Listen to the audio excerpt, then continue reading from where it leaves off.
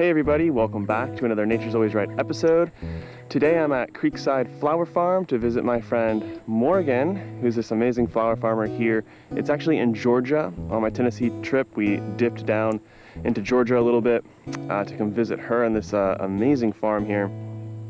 So I'm excited to show you guys what she's got going on, the different methods that she's using, and all the different cool varieties of flowers that she's doing, who she sells them to, how she's doing her fertility, and all that fun stuff.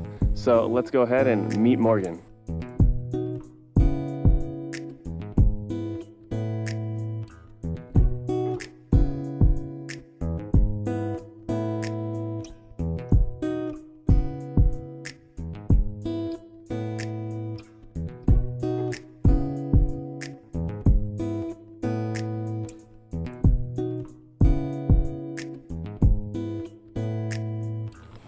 Yeah, so these are my dahlias. This year I'm growing, I think there's 360 dahlias in here. Wow. And dahlias are really cool. They're a tuber rather than a seed. And so it holds all of the nutrients inside of it. Wow. So it's like a potato. That's it's kind of like a potato, yeah. Wow. Interesting. So the cool thing is every year they just keep growing and expanding on themselves. Wow. And so this year I put in just one tuber per hole. And the tuber then sends up these beautiful green shoots, which then sends up the flowers. Here's a dahlia, a small little yellow dahlia here with some bugs on it. And so then every fall, after the frost, you want the frost to come and take out all the foliage and kind of seal up the tubers. And then you dig up all the tubers and you divide them. So it's a cool crop because it actually expands itself for you and you don't have to keep buying more tubers. And a lot of flower farmers, once they get into really high production of tubers, then they start selling off their tubers, which I might do someday. We'll see. So this is a really good crop, and it's a great crop. And the flowers are basically some of the best. They're gorgeous. Yeah, they're just huge blooms. There's a massive variety of dahlias in colors and sizes. Cafe au lait, which is this back row right here, is one of the most popular, especially for weddings. Wow. So I think I grew like 75 cafe au lait plants this year, and they're just stunning. Yeah, they're beautiful. What first got you into farming? Was it in your family? Did you garden as a kid, or what got you here? A little bit. My family always had a garden growing up. We never depended on it. It was more of just kind of a fun learning experience. But when I was in high school, my parents moved me and my family to Nicaragua to become missionaries. Oh, wow. And I lived there throughout my high school years, and then I moved to Chattanooga, where I am now, to go to college. And I was living here just kind of feeling like, where do I belong? You know, I'd lived all over the place, and I wanted to kind of dig myself in somewhere, metaphorically, but also literally. And I was reading an author named Wendell-Berry, who writes a lot about the land and belonging, and he really believes that to belong to a place you kind of have to dig in, both to the people around you but also into the land itself. And so that was the initial idea for me for farming, why I wanted to farm, and I was kind of looking for my place. And so I thought that if I dug into the soil and kind of put myself in one place and stuck to it, then that would kind of place me and give me belonging. So that was the initial kind of seed that planted. Wow. I can talk about this. Those are really neat. Yeah, I can talk about this flower. So this is called gomphrena, and you can feel it. It's kind of has this like papery feel to it. Oh yeah, like paper mache or something. Yeah, it's a really interesting. A lot of people think that it's wild clover, which it has a similar shape to that. But it actually dries perfectly. It dries exactly like this with the color and everything. So I actually grow this flower both for my bouquets that I make, but also to dry, and then I put it in my wreaths at Christmas time. Oh, beautiful. So it's kind of a funny color to have in wreaths, like pinks and purples, but there's also some reds and oranges at the end that people really seem to enjoy having just that, spot of color in a wreath. Neat. So that's part of why I grow this flower. So you're doing kind of holiday stuff as well as weddings, and that's really neat. That's been a great revenue stream for me, just having something in the middle of winter to help me kind of push through, and that's a big time for seed buying stuff. So I sell, last year I think I sold 150 Christmas wreaths, and they're all decorated with my dried flowers. So that's kind of the tie-in. Oh, beautiful. Yeah. I haven't heard of that one yet. That seems like a great. It's great, stream. yeah, and I mean, pretty much everybody has wreath on their door at Christmas, so yeah. So tell me more about the size of your farm. How big is it? How many? What are the size of your beds?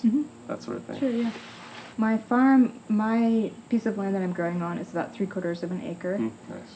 And I grow in 36-inch wide beds by 90 feet. So standardized. Fairly, yeah. Yeah, good. That's awesome. I'd say, yeah. Most people grow at 30 inches, and I just was like, I want 36, you want a little more. whatever. But yeah, standardized. I wanted to be able to cut everything, have it exactly the same, never have to do it again. What did you think about the 36? How have you liked growing on it? Any issues with it at all? I haven't had any issues. Sometimes it feels like my pathways are too small. And I think that's partly just because of the raised beds. You know, the pathways dip down in, and so it makes it a little bit tricky. But I can definitely fit more into a 36-inch bed. That's really cool. And I stepped over them, and it didn't feel like no, it wasn't that big of a deal compared to 30. Right. So I like it. And with flower farming, you can step over the beds right now, but a lot of times there's netting up to hold the flowers in place. And so that wasn't a huge concern to me, whether or not I could transfer myself over the beds, because oftentimes during the height of the season you can't get over the beds anyway. And like your amaranth is like 10 feet tall, so you can't go over. Yeah, that's a great point. Yeah, so it didn't matter if I could stretch myself over it or not. So what are we looking at here? This is a real tall one. Yeah, this is called amaranth. It's in the quinoa family. A lot of people eat the seeds. I'm not sure if I'm going to be able to pull any seeds off right here, but there's seeds in each little kind of comb thing. I'm not seeing any in this one, but so it's just a beautiful, huge flower. I actually learned this year that you can pinch these as they're growing really small, and they won't actually grow as tall. So I'll probably be doing that next year, but you get a shorter flower with smaller heads to it. So you can see some of those down there just have these massive heads on them, and it's pretty hard to use that in a flower arrangement. Oh, I see. But the cool thing is I've gotten to use those in some photo shoots that I've done, just as kind of like a focal piece. Yeah, they're beautiful.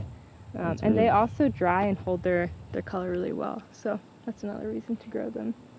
But I haven't eaten any, but I hear you can. And I've seen the amaranth on packaging and stuff before, so. Really cool. And like granola and such. Yeah. So is amaranth something that would go in a standard bouquet, or does it? It is. I use it in my fall bouquets. Yeah. Some people don't like it. There's some amaranth, like this one you can see here. This is called like a fountain. This is called coral fountain. And so it's not tall and spiky. It's more of a drooping idea. And some people don't like having drooping. They feel like it's dying. Oh, right. Even though that's how it's supposed to look. Yeah. But it adds it's a really cool texture. And for like bridal bouquets, some people want like a cascading bouquet. And this is a great piece if you're trying to create a cascading effect to have something like that. So, but obviously the bugs love it as well. Yeah, and we're at the end of the season here, right? So you're about to transition and start doing fall planting. I will. So is a lot of this going to go out soon, or pretty much all this is going to get pulled up, and then I'm actually going to be doing spring planting soon. Oh, spring planting, which is kind of crazy. Yeah, so some of this stuff, like dahlias, will stick through the fall, and the amaranth will keep going through the fall. And then my spring planting actually will begin probably in the next 2 to 3 weeks, and that'll be for my cool flowers, so flowers that can winter over in the south. And then they'll be the earliest to bloom. So they'll be blooming March, April if I'm lucky, depending on just how cold it is. Wow, neat. So you plan way far in advance for flowers. You do, yeah, because some of them there's a certain flower called Lysianthus that I haven't grown this year, but I've grown it in years past. It takes 9 months. Whoa. From the time that it's a seed to the time that it actually flowers. Wow. So it's a commitment. Yeah, flower farming is so different than vegetable farming. It's not as quick of a turnover, that's for sure. Yeah, very interesting. Yeah, it seems like flower farmers or florists, like you guys all have your own style too, of the way you set up your bouquets and it's interesting. I think everybody does that so that when people see a bouquet, they think, oh, Creekside Flower Farm must have made that bouquet. I get that a lot, like, oh, did you make that? Because it had your style. So I get a lot of people coming to me looking for kind of a wildflower feel is what they're looking for. They describe it as kind of like just looks like you've picked the flowers out of the field and they're all in your hand. Which isn't quite how it happens, but that's the feel that I like to kind of give to my arrangements. It's just a very whimsical, loose feel, rather than some florists will do like a very round feel to a bouquet or very symmetrical. I enjoy having some asymmetry and just some pieces that come out this way and that, just nothing that's not too predictable. I like to have a kind of organic, natural feel to it. Wow, yeah, it's really cool. I just, there's so much artistry in this type of farming. So yeah, if you're really into that visual appeal sort of things, and yeah, it's really fun. It's really fun. Yeah, it's cool to learn from other people too, because everyone does have their own style. So one of the things that I've done out here this year is had these collaborative workshops, and I've brought out a few different florists from Chattanooga to teach their style. So then the people that come to the workshop want to learn from that particular florist and learn that style. So it's kind of cool just to learn from other people as well in the process. That's really neat. Yeah. Yeah, it's so different than vegetable farming. Yeah. Vegetables, like, you don't want to look good, so people eat it, but I love that you can incorporate your own style into it. And yeah, it's cool. It's really cool. Yeah, one of my friends, her name's Evan, she was the last one I had out for the workshop, and she just loves color, like isn't afraid of color. And a lot of people in the floral industry like use muted tones, but she just uses like all of the bright colors, which is so fun, I think, and especially for people that are nervous about color, to learn from her. You're like, oh, you can use an orange and a pink next to each other, and it's not like a bad thing. They don't have to clash. Like, they can work together, which is a cool, I don't know, kind of different. Yeah, it's just so artistic. I didn't realize how artistic it really was. Yeah. Yeah, just vegetable farming is pretty, it's bland in comparison. Yeah. So I love it. So Morgan, why do you grow flowers?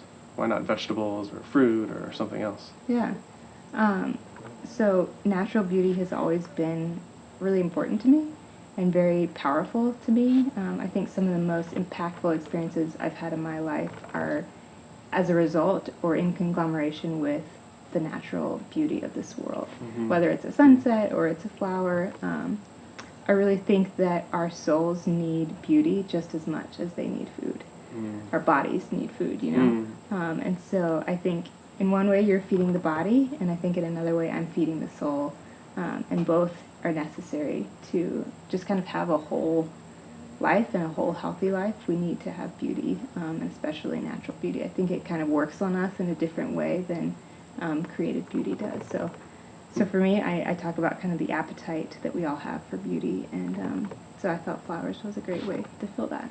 Wow, that's really amazing. I hadn't really even considered that before, actually. Yeah. I think we're kind of drawn to that in a way. Yeah, you're right. It's hard to articulate in words, but I think it's there. So. Yeah, kind of like the feeling of, like if you've been in the city for weeks or something and you get out into the forest or nature, that's just that, that thing comes kind of over breathe you. more deeply and you feel at peace again. So. Wow. Yeah, thank you. That's a really neat thing to keep in mind. So yeah, thank you. I love hearing about that. Yeah, absolutely. Well, thanks Morgan so much for showing me your flower farm. It was really inspirational to me, and I learned a lot about flowers and how this process works. So thank you so much. You're welcome. And if people want to follow along on your journey and see what's next and see how you prep that field over there, things like that, where can they follow you? I have an Instagram account, Creekside Flower Farm, and then I also have a website, creeksideflowerfarm.com. So either one of those places you can find me at. All right, perfect. I'm going to put all that in the description, you guys, so you guys can go check out all of her stuff. Be sure to follow her on Instagram. She's got a really beautiful page. And that's going to be it for this episode. I hope you really enjoyed it.